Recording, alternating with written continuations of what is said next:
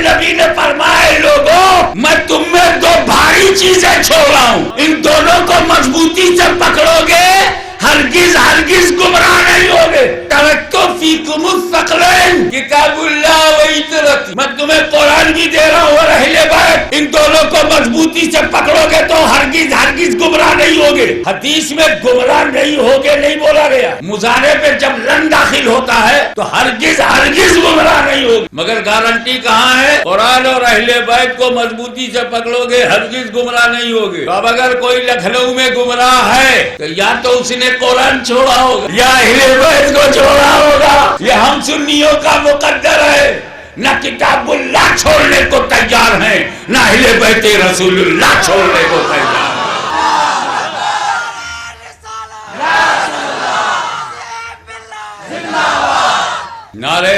نعرے سے بھی ہمارے نظریے کا ہمارے عقیدے کا اظہار ہے۔ ہم نعرے تکبیر لگاتے ہیں کہ ہم ایک اللہ کو اپنا کبریا مانتے ہیں، اللہ اکبر، اللہ سب سے بڑا ہے، یہ جواب ہے۔ لیکن اس دعوے کی دلیل معلوم نہیں کون سی۔ اللہ کو ماننے والے بہت سے لوگ، عیسیٰ علیہ السلام کے ماننے والے بھی تو اللہ کو مانتے تھے، عیسیٰ علیہ السلام کے ماننے والے بھی تو تھے، کیا اسی ٹائپ کے تم بھی ہو؟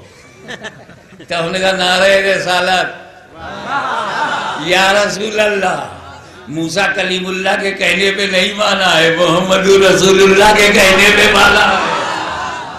یعنی ہمارا بیس جو ہے، ہماری دلیل جو ہے، ہماری حجت جو ہے وہ سرکار کی ذات ہے۔ لا الہ الا اللہ کو مانا ہے محمد الرسول اللہ کی وجہ سے، تو نعرہ تکبیر ہمارے لا الہ الا اللہ کے عقیدے کو بتاتا ہے، اور نعرہ رسالت ہمارے عقیدہ محمد الرسول اللہ کو بتاتا ہے۔ مگر میرے دوستو، رسول کے امتی بننے کا دعویٰ بہت لوگ کرتے، تب ہم نے نعرہ حیدری لگایا تاکہ یزیدیوں کو پتا چل جائے کہ ہم حدیث والے ہیں، خبیث والے نہیں، ہم قرآن والے ہیں، بے ایمان والے نہیں۔ تو نعرہ حیدری سے ہمارا عشق رسول مستحکم ہوتا ہے، اور نعرہ رسالت سے عقیدہ الوہیت مستحکم ہوتا ہے۔ اس لیے 3 نعرہ کم سے کم لگاؤ۔ ہر نعرے اچھے ہوتے ہیں لیکن کبھی کبھی نعروں میں ٹائم نکل جاتا ہے، یہ 3 ضرور لگاؤ: نعرہ تکبیر،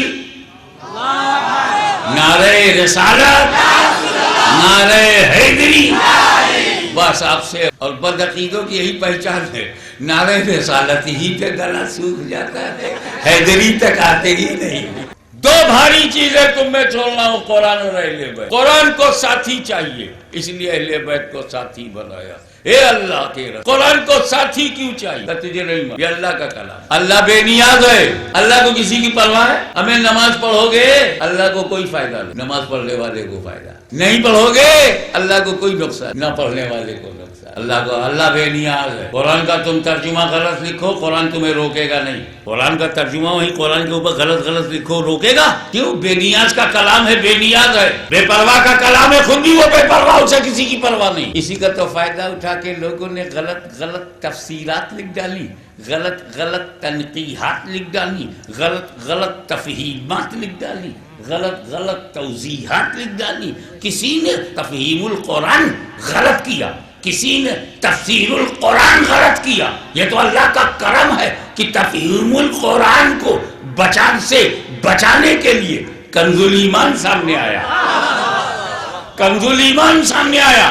قرآن بے نیاز کا کلام ہے، صحیح ترجمہ کرو چاہے غلط ترجمہ کرو، نہیں بولی۔ اس لیے ضروری ہے کہ اس انبولتے قرآن کے ساتھ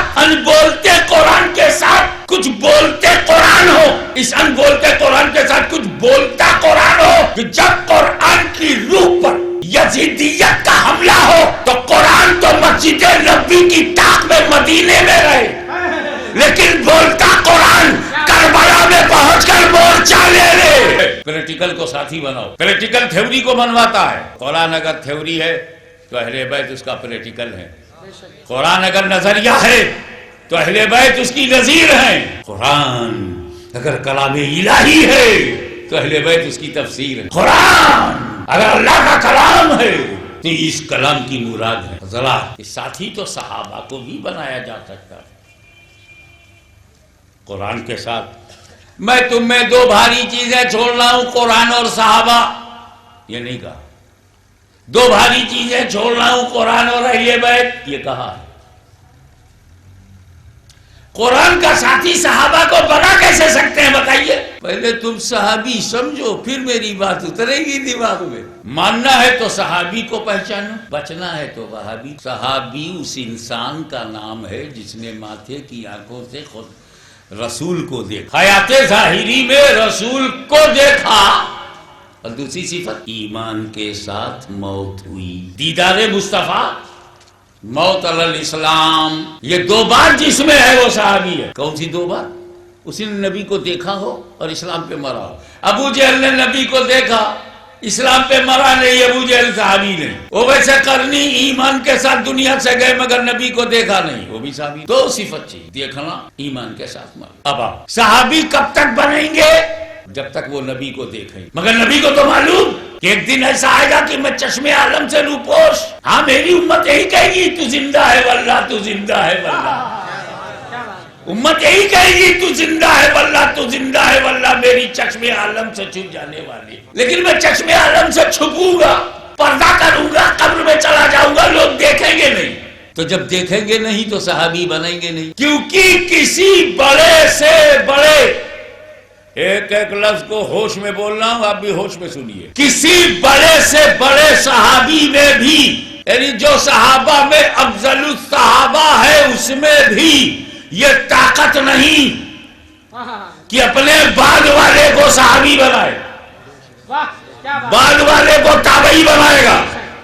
صحابی بنانا نبی کا کام، اور صحابی کا کام ہے تابعی بنانا، تابعی کے بعد تابعی بننا۔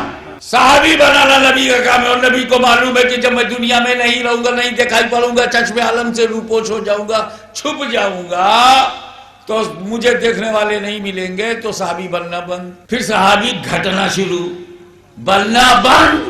100 برس میں آدھے سے زیادہ، 200 برس میں سب ختم۔ تو اگر قرآن کا ساتھی صحابہ کو بنایا جاتا تو یہ ساتھ قرآن کا 200 سال تک دے پاتے۔ اب جب دنیا میں صحابہ ہی ختم ہو جاتے تو قرآن تنہا ہو جاتا، اور ساتھی ایسا ہو جو ساتھ چھوٹے نہ، اس لیے اہل بیت کو ساتھی بنایا۔ نہ قیامت تک قرآن ختم ہوگا، نہ اہل بیت ختم ہوگے۔ قرآن کسی دور میں تنہا نہیں رہا۔ نبی قرآن کے ساتھ نبی، نبی نہیں تو علی، علی نہیں تو حسن، حسن نہیں تو حسین، حسین کے بعد زین العابدین، وہ نہیں تو محمد باقر، ان کے بعد جعفر صادق، ان کے بعد موسیٰ کاظم، ان کے بعد موسیٰ رضا، امام حسن عسکری، غوث اعظم عبد القادر جیلانی۔ یہ دور ہے غوث اعظم کا، یہ دور ہے ان کی امامت و سیادت و قیادت و روحانیت کا۔ آج کوئی بندہ ولی نہیں ہو سکتا جس کے ولایت کے کاغذ پر غوث اعظم کی مہر نہ ہو، تائید و تصدیق نہ ہو۔ اور یہ دور چلتا رہے گا امام مہدی تک۔ جب امام مہدی رضی اللہ تعالیٰ، امام مہدی علیہ السلام جلوہ گر ہوں گے، کائنات پر نظام عدل نافذ ہوگا، تب بھی قرآن کا ساتھی اہل بیت۔ قرآن کسی دور میں تنہا نہیں ہوا، بلکہ سرکار سرکاراں، امام الائمہ، امام منتظر، سرکار مہدی پاک، مصطفیٰ کے ارشادات اور علم غیب کی بیان دلیل، حالات مہدی کو رسول نے اپنے دور میں بیان کر کے ہمارے عقیدے کا تحفظ فرمایا۔ اب جب امام مہدی آئیں گے تو کیا ہوگا وہ سن۔ یہ چیپٹر ہمیشہ رہ جاتا، پھر لوٹ آئے گا پرانا دور، پھر صحابی ملیں گے، پھر تابعی ملیں گے۔ کیا کہنے لگا؟ صحابہ کیسے ملیں گے، تابعی سے ملیں گے؟ وہ میں سمجھانا چاہتا، جس نے رسول کو ماتھے کی آنکھوں سے دیکھا اور ایمان کے ساتھ ہے اور ایمان کے ساتھ جائے وہ صحابی ہے، ٹھیک ہے نا؟ 4 نبی ایسے ہیں جن کا انتقال نہیں ہوا، حضرت الیاس، حضرت ادریس، حضرت خضر، حضرت عیسیٰ، ان کا بھی انتقال نہیں ہوا۔ اور معراج کی رات جب نبی مسجد اقصی پہنچے تو ان 4 سے ملاقات ہوئی، ان 4 نے نبی کو دیکھا۔ چلو ایک دکھتا نہیں، 2 ملتے نہیں، چوتھا آنے والا ہے، عیسیٰ مسیح آئیں گے۔ تو حضرت عیسیٰ اللہ کے رسول ہیں، مگر جب سے میرے نبی کو دیکھا ہے نبی کے صحابی ہیں۔ حضرت عیسیٰ اللہ کے رسول ہیں، صاحب انجیل ہیں، لیکن جب نبی کو دیکھ لیا، زندگی میں دیکھا، بقید حیات دیکھا، اقتدا کر کے پیچھے سے دیکھا آگے سے دیکھا نبی سے ملے تو عیسیٰ صحابی ہوئے. اب عیسیٰ کو امام مہدی دیکھیں گے, امام مہدی تابعی ہوں گے, عیسیٰ کے صحابی ہوں گے. تو جب حضرت عیسیٰ آئے تو مصطفیٰ کے تو صحابی ہیں مگر خدا کے رسول ہیں, یہ دونوں صفت لے کے آئے. اب جن لوگوں نے عیسیٰ کو دیکھا وہ عیسیٰ کے صحابی ہو گئے, اور کروڑوں نے دیکھا, کروڑوں عیسیٰ کے صحابہ ہو گئے, اور مصطفیٰ کے کروڑوں تابعی ہو گئے. پھر صحابہ آ گئے, پھر تابعی آ گئے, اور ان سب کی امامت کے لیے خاندان رسول فاطمہ زہرا کی نسل پاک سے امام مہدی بھی آ گئے. تو سیدنا امام مہدی علیہ السلام ایک طرف عیسیٰ کی دید سے عیسیٰ کے صحابی ہیں, اور عیسیٰ نے مصطفیٰ کو دیکھا تو امام مہدی آخری زمانے میں بھی ہوتے ہوئے اپنے نانا کے تابعی بن کے چمک رہے ہیں. جیسے حسنین کریمین شہیدین, حسنین نیرین منیرین, امام علی مقام علیہ السلام کے بیٹے امام زین العابدین علیہ السلام, امام زین العابدین یہ تابعی ہیں. امام زین العابدین تابعی ہیں, حضرت امام محمد باقر تابعی ہیں. دیکھو شروع میں بھی امام تابعی, اور جو آخر میں آ رہا ہے وہ بھی تابعی. دور بدلے گا, شانتی آئے گی, امن قائم ہوگا, نیائے ہوگا, انصاف ہوگا, بھائی چارہ ہوگا, پیار محبت ہوگی, دنیا بدل جائے گی. امام مہدی کی امامت و خلافت کی چھتر چھایا میں لوگ پیغمبر کے نظام کو یاد کریں گے, رحمت للعالمین کی زندگی کے نمونے یاد آئیں گے. اب یہ سمجھنے کے بعد یہ سمجھنا بڑا ضروری ہوتا ہے جس شخص نے بھی اہل بیت کو چھوڑا. اب میں جس جلوس کے لیے ہم آپ کو دعوت دے رہے ہیں وہ فسادیوں کا جلوس نہیں ہے, بلوائیوں کا جلوس نہیں ہے, قانون توڑنے والوں کا جلوس نہیں ہے, یہ خانقاہیوں کا جلوس, یہ اسلامی صوفی سنتوں کا جلوس ہے, یہ شاہ مینا کی روحانیت کا جلوس ہے, یہ غریب نواز کی تعلیم و تربیت کی چھتر چھایا میں اٹھے. یہ جلوس نمائش نہیں ہے, شکر گزاری ہے, احسان کا احساس ہے. رب نے نبی بھیج کے ہم پہ احسان. ہم آپ سے پوچھتے ہیں جلوس مدح صحابہ ہی جلوس میلاد النبی ہے, اب میں کیا صحابی کو نبی بنا دو گے؟ اب تم صحابہ کو نبی بناؤ گے. ابے نبی کا جلوس کچھ اور ہوگا, صحابی کا کچھ اور ہوگا, وہابی کا کچھ اور ہوگا. یہ سب ایک کیسے ہو جائے گا؟ سمجھ میں میرے نہیں آتا. بھئی جو جلوس محمدی ہے 12 ربیع الاول وہ کون پیدا ہوا؟ حضور صلی اللہ علیہ وسلم. اس صحابہ تھے, کئی سال بعد صحابہ ہوئے؟ 40 سال بعد. ابے جس دن میں وہ تھے ہی نہیں اس دن میں ان کا جلوس کیسا؟ یہ کیا جانے جنم دن کیا ہوتا ہے. ہمیں بالکل نفسیاتی بات ہے بھائی. ہمیں تمہارے یہاں لڑکا پیدا ہوا, ٹھیک ہے, تمہارے یہاں لڑکا پیدا ہوا, تم نے اس کا نام رکھا احمد رضا. ایک اور لڑکا پیدا ہوا, اس کا نام عبدالشکور رکھا, کسی نے عبد المنان نام رکھا, کسی نے غلام مصطفیٰ نام رکھا, غلام رسول نام رکھا, غلام علی نام رکھا, اپنی اپنی مرضی سے سارے نام اچھے. ابے لڑکا تمہارے یہاں پیدا ہوا, تم نے جشن منایا, کیک کاٹا, مٹھائی کھلائی, لوگوں کو بلایا. میں اپنے گھر میں چپ چاپ بیٹھا ہوں. کسی نے پوچھا کیوں؟ ارے کہا اس کے یہاں پیدا ہوا ہے, وہ خوش ہو گئے, میرے یہاں تھوڑی ہوا. پڑوس میں بہت سارے بچے پیدا ہوتے ہیں, جنم دن کی خوشی منائی جاتی ہے, آپ اپنے گھر میں بیٹھے رہیے. میرا میں بڑا دم ہے, میرا بیٹا کروڑوں روپیہ دے دیا, میرا ماننے, کروڑوں روپے کی فیکٹری بیٹے کو دے دی, کائے دے رہے ہو؟ میرا بیٹا 2 لاکھ کا زیور بنا کے گھر میں لایا, اتنا مہنگا, میری بیوی. اتنا دیکھ بھال کیوں کر رہے ہو, صفائی کر رہے ہو, میری کار. یہ گھر اتنا انٹیریئر ڈیکوریشن قیمتی کیوں ہے؟ میرا گھر ہے. ابے تم بھارت کے لیے جان دینے کو تیار ہو؟ ہاں, میرا راشٹر ہے, اسی میں جب مارے میرا پیر آ رہا. تو کہہ رہے یہ 12 ربیع الاول کو تم جلوس کیوں نکال رہے ہو؟ میرا نبی ہے. ان لوگوں کو کیا فکر ہوگی جن کا نبی نہیں ہے؟ لڑکا میرے یہاں پیدا ہوگا, خوشی دوسرے کیوں منائے؟ نبی میرا آیا, دوسرے کیوں خوشی منائے؟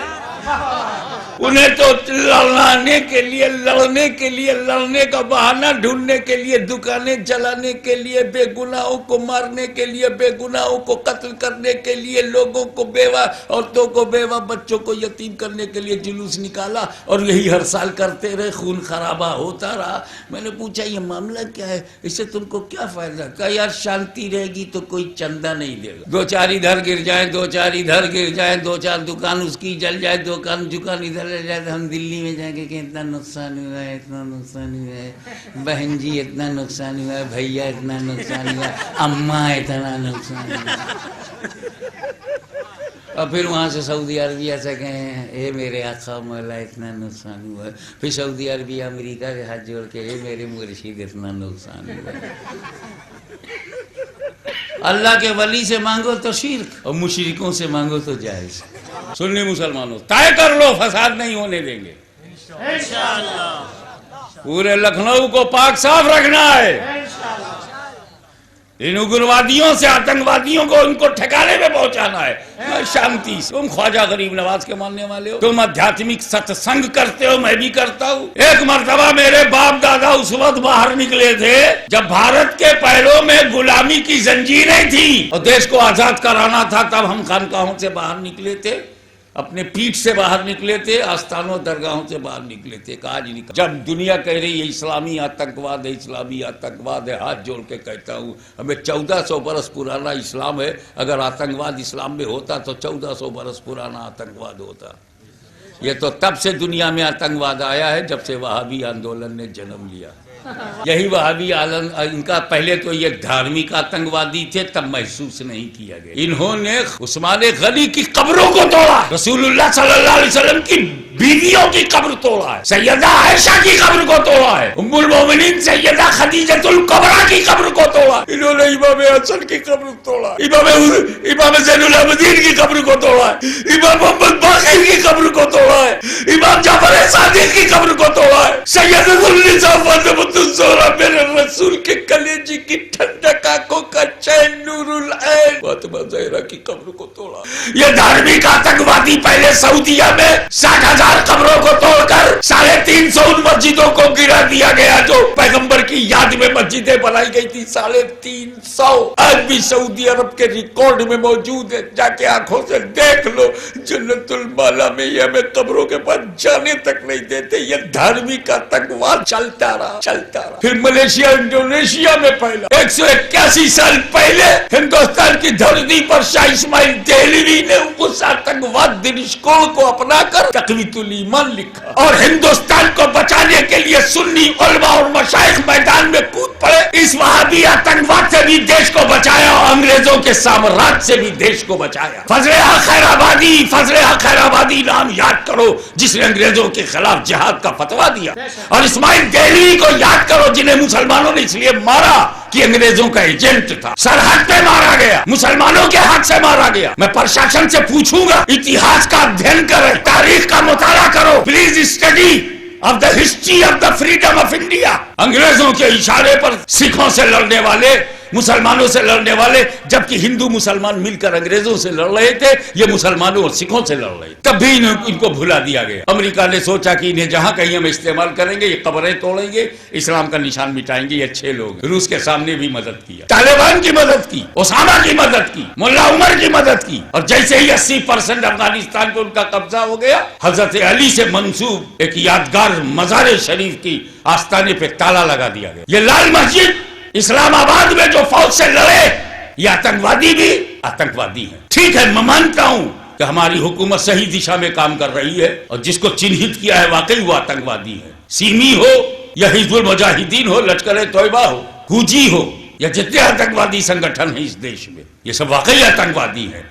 میں بڑے ادب سے پرشاسن سے یہی گزارش کروں گا کہ ان آتنکوادیوں کو پکڑ کر جہاں ان کی آتنکوادی گتیویدھیوں کی معلومات لو، وہیں ذرا کان میں یہ بھی پوچھو تم سنی ہو کہ شیعہ ہو کہ وہابی ہو، وہیں پتہ چل جائے گا کہ یہ اسلامی آتنکواد نہیں ہے، یہ وہابی آتنکواد ہے۔ میں نے چنہت کر دیا، دنڈت تم کرو۔ ایک دیش کے ناگرک کے روپ میں مجھے دیش کی امن و شانتی سے لگاؤ ہے۔ سنی مسلمانوں نہ بھولنا کہ تم وارث پاک کے پیرو ہو، مت بھولنا کہ تم غازی میاں کے نقش قدم پہ چلتے ہو، مت بھولنا کہ اولیاء اللہ اور بڑے بڑے مہاتما جو ہمارے ہیں ہم ان کے نقش قدم پہ چلتے ہیں، امن چاہتے ہیں، شانتی چاہتے ہیں۔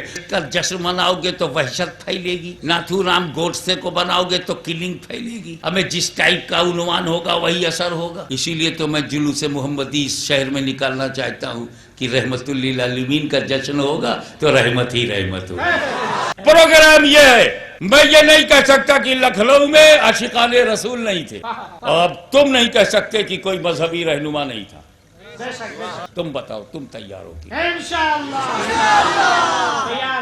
طریقہ یہ ہے کہ ہم 10 بجے شامینہ میں پہنچ جائیں، ہم ولی کے دربار پہ جمع ہوں، کیونکہ نبی کی جگہ ہمیں بچانے کے لیے ولی آیا، ولی کے قدموں میں ہوں گے اور انشاءاللہ